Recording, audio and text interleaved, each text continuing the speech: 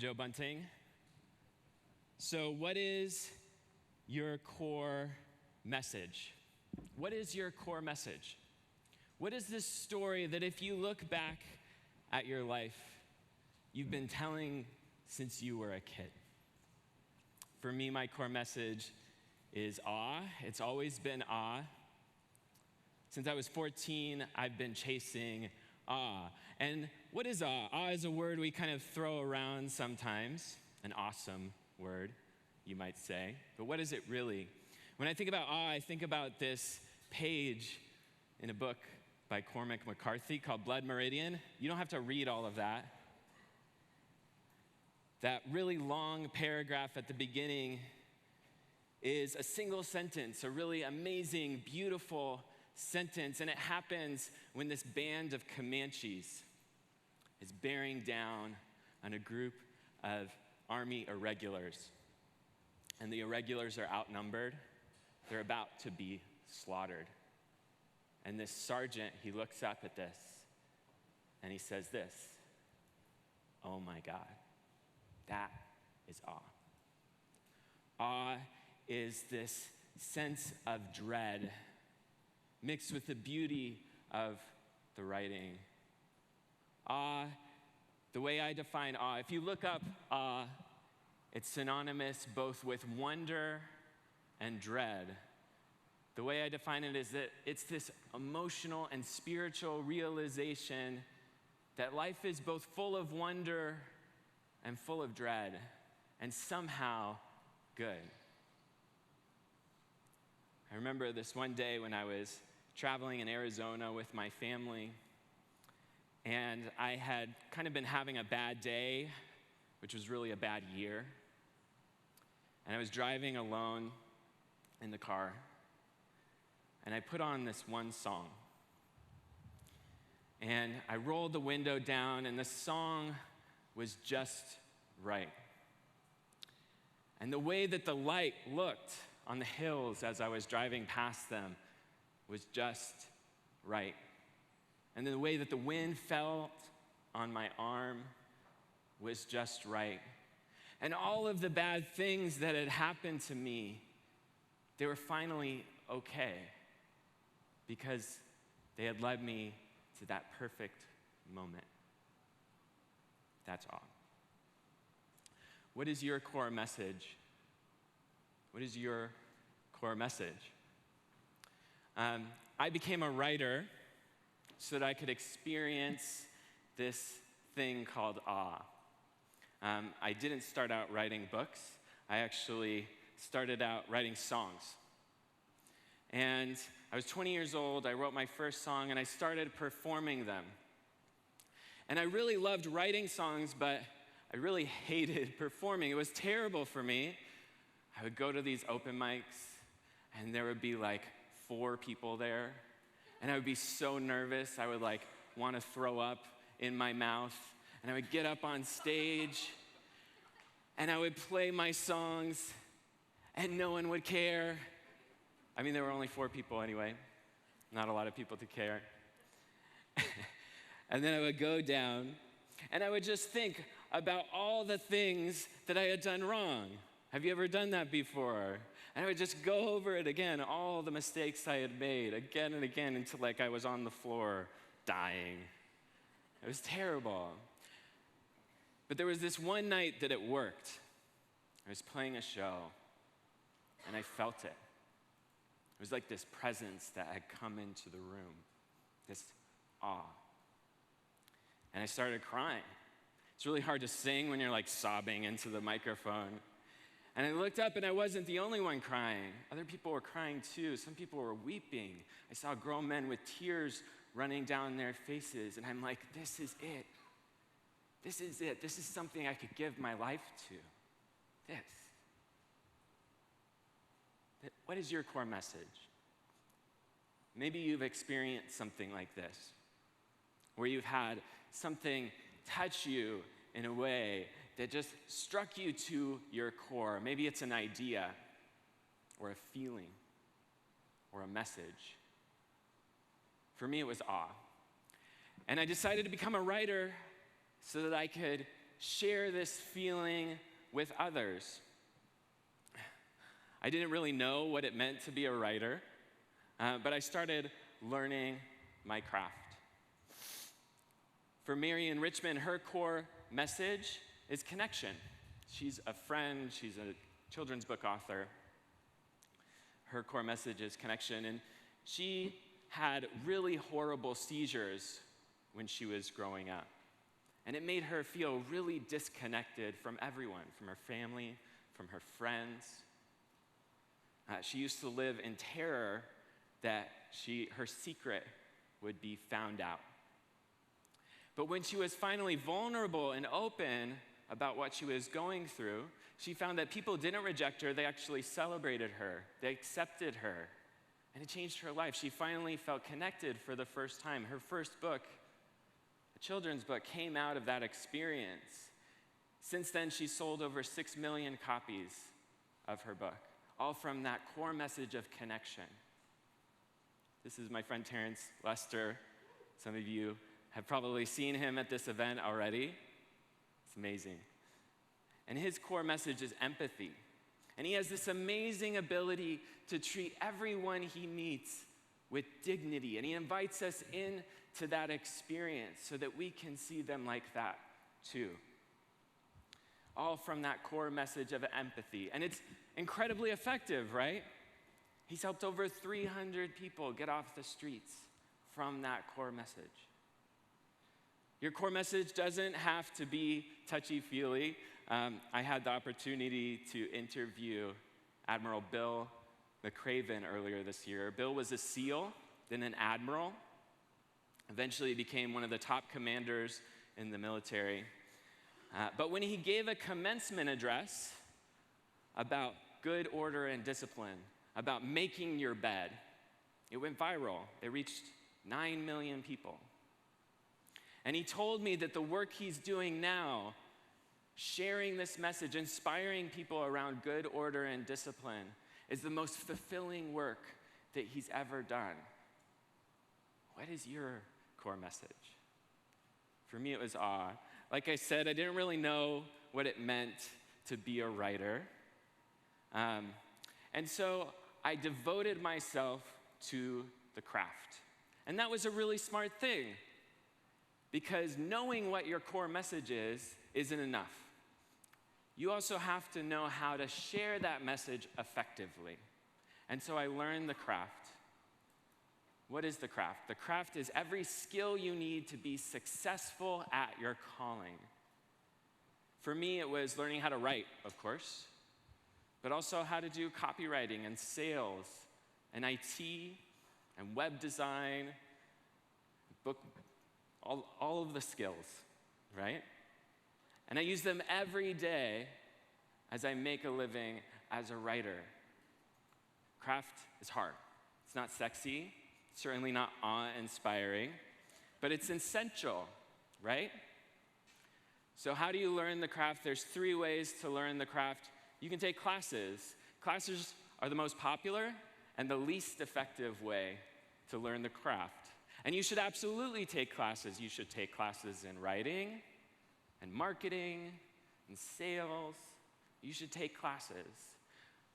But classes alone aren't enough. You also have to have mentors. Ernest Hemingway, when he was living in Paris in the 1920s, had these 2 writers he looked up to, Ezra Pound, Gertrude Stein. And he said about them that they were people that a young writer could learn how to go up the rungs of a career. If Ernest Hemingway needs a mentor, so do you. If you think you can do this alone, you can't. I don't care if you've been doing this for 1 year or 30 years. You need someone who can speak into your craft and give you feedback. And the last way to learn the craft is to steal. T.S. Eliot said, good poets borrow, great poets steal. What does it mean to steal? For me, whenever I'm working on a new project, whether it's a nonfiction book or a novel or ad copy, I look for 3 to 5 samples that I can learn from. And I study them looking for structure And I steal. I don't steal their content. We're not talking about plagiarism here, but I steal their structure because I need to learn how to communicate my message effectively. So do you. And from stealing, I've learned all these amazing things about structure and how to write. One of the things I've learned was how to share an idea. So I'm going to tell you how to share an idea in 5 easy steps. And the first step to sharing an idea is to start with the problem. Everyone wants to start with a solution. Don't do that. Start with the problem because your audience has problems. Your audience has problems, and you need to go to where your audience is at. You need to meet them there. Like Kevin was talking about, you need to be generous. So start with the problem, and then you need to make the problem personal. You need to make the problem personal. How do you do that? You do that by telling a story about how you've experienced that problem or someone you know has experienced that problem. Make the problem personal. Then you tell a solution story. A solution story is just about how you discovered the solution to that problem. And this is just to build tension and to really earn the right to share the solution. You have to earn the right to share your solution. The second to last step is the solution. Again, everyone wants to start there, but don't start there. Give your solution, give your big idea. And it might be 1 point, it might be 5 points, it might be 10 points. But the last step is the call to action. You have to tell people exactly what to do to solve their problem. You have to say it stupidly clear. You have to tell them, scroll up and click the buy button. Or call this exact number to learn more. Or visit our office. But tell them exactly what to do. And I learned the craft. I learned hundreds of different formulas like this, thousands of steps. They were so helpful for me. And it started to work. My audience grew. People started paying attention. This year, The Right Practice is going to reach over 5 million people. My book, 14 Prompts, has been read by over 100,000 people. It's amazing. I accomplished so many of my dreams. But then I realized something. I had spent so long focusing on the craft that I had forgotten what it was for. It wasn't supposed to be about getting the biggest audience possible. It was supposed to be about drawing people to this idea, this awe. And I think every writer, every artist, every nonprofit, every business struggles with this tension between your craft, your skills, your marketing, the marketplace, and your core message, the passion and purpose that drives your work. We're all struggling to find our place in that tension. And a lot of people will try to relieve that tension, to resolve that tension by choosing one or the other. They choose the craft, they choose sales, they choose to get as much attention as possible. And then they get kind of frustrated when they're called a sellout or their work feels hollow. Or they choose their message, their passion, their art, and then they feel disappointed and resentful when they have to quit because they can't afford to keep doing their work. You can't escape the tension. You have to lean in to the tension.